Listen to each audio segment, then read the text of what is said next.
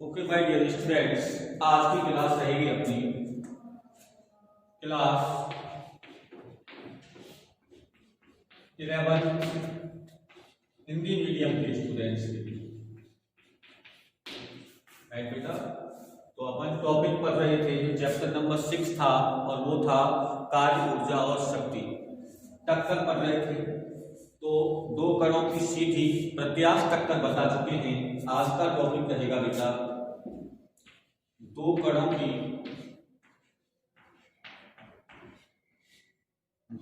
की सीधी अप्रत्यास्थ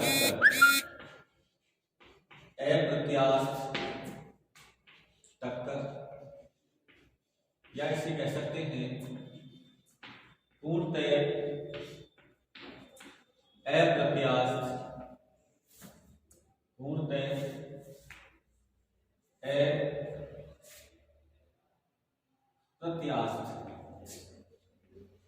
अप्रत्यास्थ ऐसे लिखा जाएगा, पूर्णतः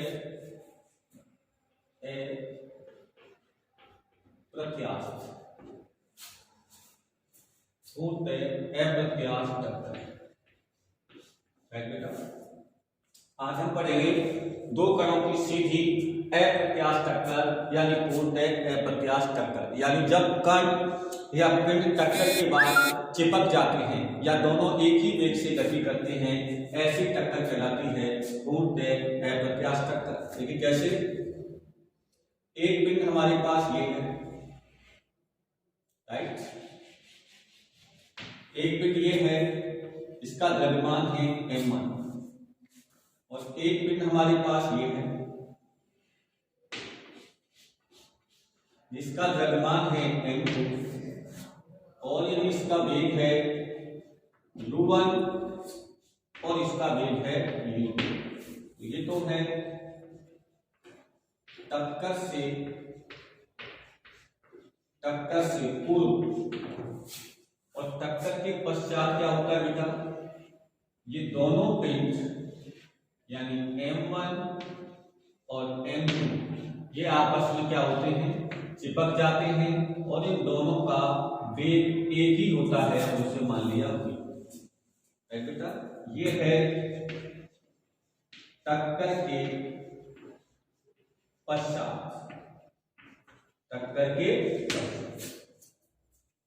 तो ये टक्कर चाहे प्रत्यास्थ हो चाहे अप्रत्यास्थ हो, संवेग हमेशा संरक्षित रहता है, तो संवेग संरक्षण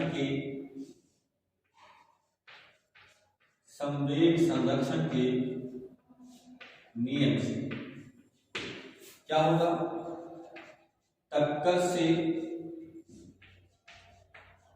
से पूर्व संवेग बराबर टक्कर के बाद का संवेग या पश्चात, एक ही बात।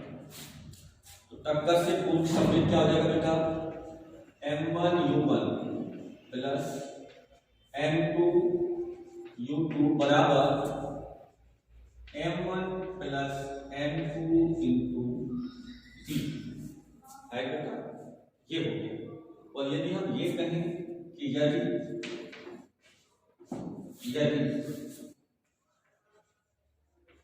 टक्कर से पूर्व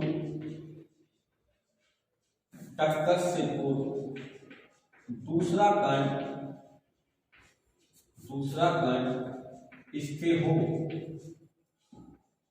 हो, मतलब u2 बराबर 0, यहां पर u2 बराबर 0, तो ऐसी कंडीशन में ये आ जाएगा m1 u1, ये 0 हो जाएगा, m1 plus m2 into v, right बेटा। तो v बराबर क्या आ जाएगा, यहाँ से v V2 बराबर आ जाएगा m1 upon m1 plus m2 into u1, समीकरण नंबर 1। राइट। अब टक्कर से पहले या पूर्व गतिज ऊर्जा इसको मैं लिख देता हूं K1, ये आएगी 1/2 m1 u1 स्क्वायर और plus 1/2 m2 u2 square, but u2 का मान क्या है 0 है, इसलिए यही रहेगी।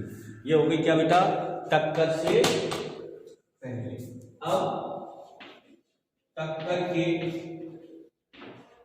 बाद गतिज ऊर्जा K2 बराबर कितनी आ जाएगी 1/2 m1 प्लस m2, ये वाला m1 plus m2 into v square, और यहाँ पर समीकरण 1 से मान रख इसमें यहाँ पर v का मान यहाँ रख देंगे तो जो हो जाएगी K2 बराबर 1/2 m1 plus m2 v1 square, ये हो जाएगा m1 square upon m1 plus m2 का स्क्वायर इंटू u1 स्क्वायर, एक m1 प्लस m2 इससे कैंसिल, तो ये आ गया K2 बराबर 1/2 m1 square upon m1 plus m2 into u1 square, समीकरण नंबर कुछ भी दे दो, इसको 2 दे दो और इसको 3 दे दो। तो अब हम यहां से निकालते हैं K2 अपॉन K1, यानी टक्कर के बाद की गतिज ऊर्जा, अपॉन टक्कर से पूर्व की गतिज ऊर्जा क्या आ जाएगी K2 अपॉन K1 इक्वल टक्कर के बाद की गतिज ऊर्जा कितनी 1/2 m1 square upon m1 plus m2 into u1 square divided by टक्कर से पूर्व 1/2 m1 u1 square, u1 square से u1 स्क्वायर, 1/2 से 1/2 m1 से m1 कैंसिल, तो यह आ गया हमारे पास K2 upon K1 equal to m1 upon m1 plus m2, right. तो यहाँ से एक बात स्पष्ट है कि m1 upon m1 plus m2, देखो ये वैल्यू छोटी होगी, ये वैल्यू बड़ी होगी, क्योंकि यहाँ m1 में कुछ न कुछ ऐड हो रहा है, जुड़ रहा है, इसलिए ये वैल्यू इससे ज्यादा होगी, ये छोटी रह जाएगी, ज्यादा, तो इसका मान 1 से कैसा आएगा छोटा, इसका मान 1 से छोटा आएगा, तो K2 अपॉन K1 का मान भी 1 से छोटा आएगा, इसका मतलब K2 का मान K1 से क्या होगा छोटा होगा, अर्थात टक्कर के बाद गतिज ऊर्जा कम हो जाएगी इससे टक्कर के पहले से, इसका मतलब है कि ऊर्जा में हानि होगी, राइट बेटा। अब ऊर्जा में हानि होगी तो कितनी होगी इसे निकालते हैं, ऊर्जा में हानि निकालते हैं बेटा।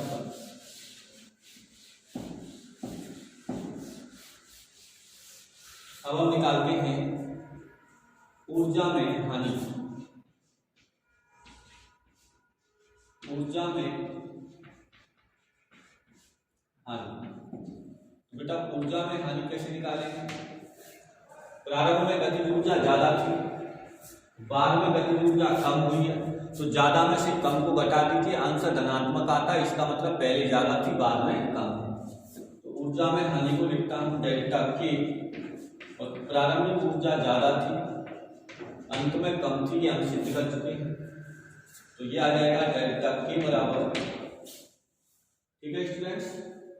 तो देखो K1 का मान कितना है, 1/2 m1 u1 square minus K2 का मान कितना है बेटा, K2 का मान है 1/2 m1 square upon m1 plus m2 into u1 का स्क्वायर। ये हो जाएगी डेल्टा के बराबर, क्या कॉमन आ जाएगा बेटा, 1/2 m1 और u1 स्क्वायर कॉमन आ जाएगा। यहाँ से क्या बचेगा 1, यहाँ से क्या बचेगा बेटा m1, यहाँ से बचेगा m1 प्लस m, राइट। तो ये हो जाएगा बेटा डेल्टा के बराबर 1/2 m1 u1 स्क्वायर, ऐसे कितना आएगा बेटा m1 प्लस m2, ये हो जाएगा m1 plus m2 minus m1।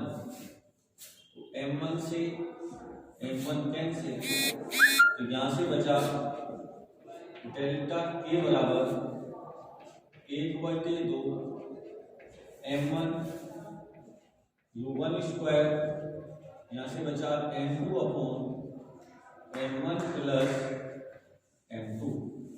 तो ये आ गया डेल्टा के बराबर 1/2 m1 m2 upon m1 plus m2 into u1 square, right बेटा। तो देखो इस प्रकार ये मान कैसा है बेटा, ये मान यानी ऐसे कह सकते हो आप कि डेल्टा के का वैल्यू धनात्मक है, अतः अप्रत्यास्थ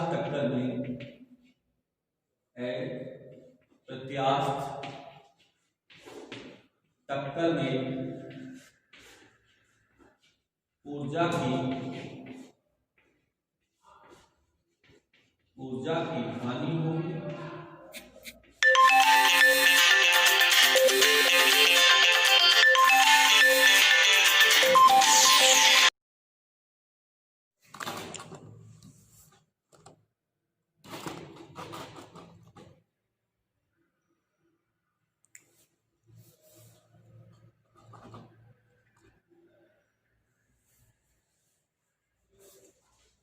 तो बेटा अप्रत्यास्थ टक्कर में ऊर्जा की हानि होगी, और यह हानि ऊष्मा घर्षण आदि के रूप में होती है,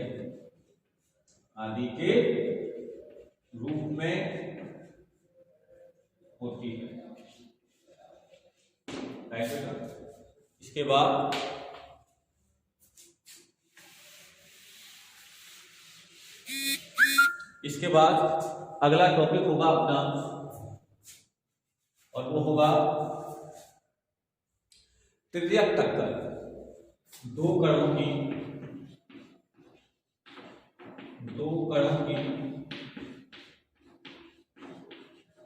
तृतीयक टक्कर